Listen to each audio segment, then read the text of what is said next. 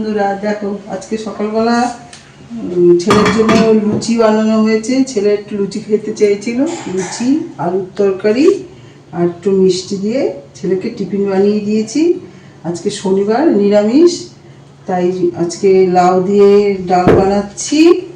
লাউ দিয়ে ডাল বানাবো আর হচ্ছে দিয়ে আর পাঁচমিশালি সবজি দিয়ে সবজি তরকারি বানাবো আর আম দিয়ে তোমার চাটনি বানাবো আর একটু ভাজাভুজি করবো। আজকে শনিবার তাই নিরামিষ খাওয়া এইসব বানানো হচ্ছে। এগুলো রান্না করব, তারপরে দুপুরবেলা আবার এসব খাওয়া দাওয়া হবে।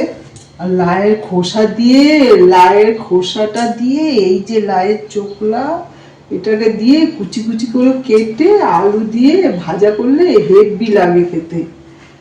আর সেই লাউয়ের খোসাটা দিয়ে এটাকে বানানো হবে।